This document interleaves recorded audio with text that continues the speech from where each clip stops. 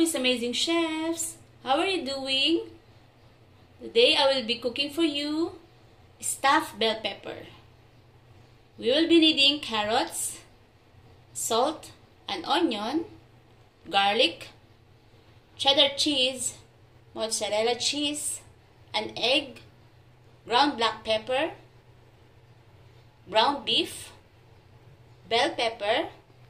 I used green and red bell pepper, tomato sauce, and oyster sauce. Okay, we'll be needing also an oil. Let's now start. Just remove first the top part of the bell pepper.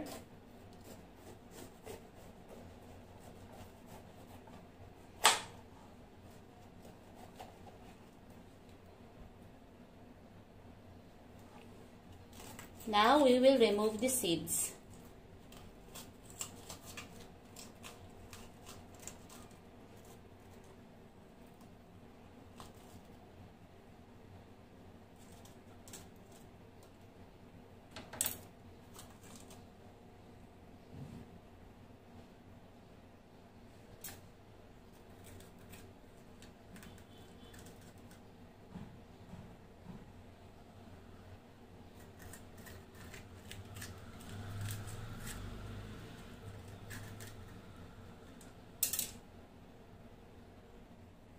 You choose, guys, bell pepper that can stand.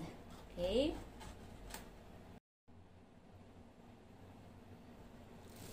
Okay, in a bowl, we will combine the ground beef. Okay. And sprinkle some salt.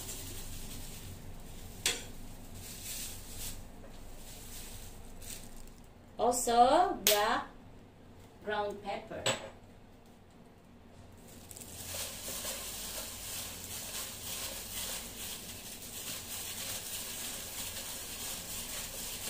Okay.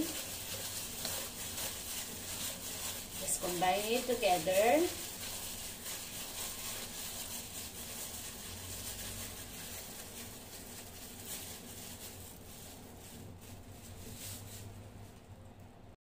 Okay, let's now heat up the pan with an oil.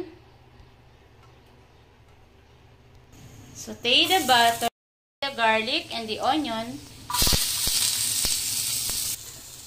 Then add the ground beef.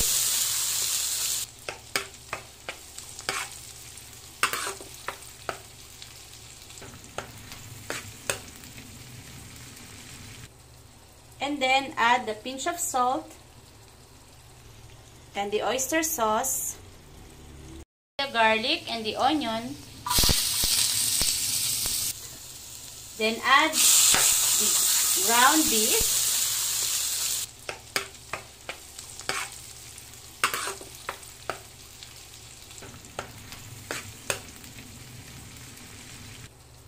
And then add the pinch of salt and the oyster sauce.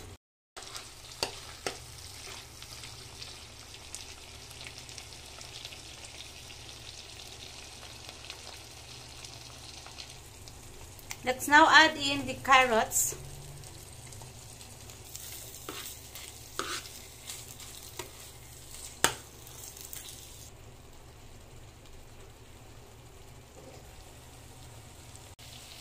Okay, after a few minutes, we will now add in the cheddar cheese.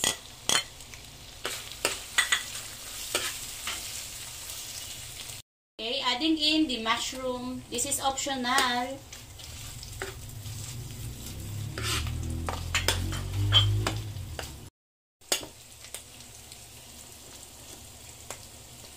Okay, to bind the mixture, we will add raw eggs.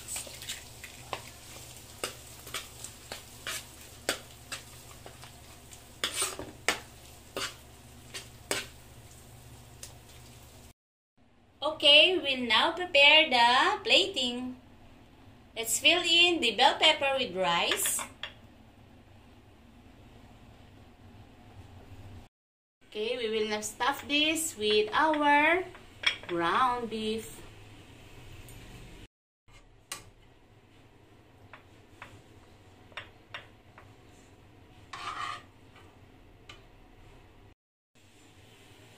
up to you, amazing chefs. If you want to add any meat that you want. And then we will top it with mozzarella cheese.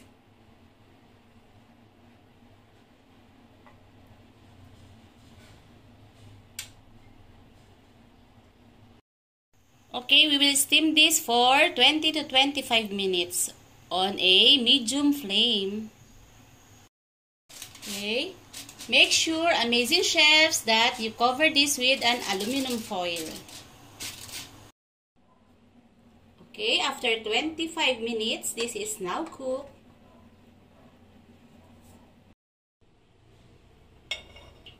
Amazing chefs, I hope you like this video.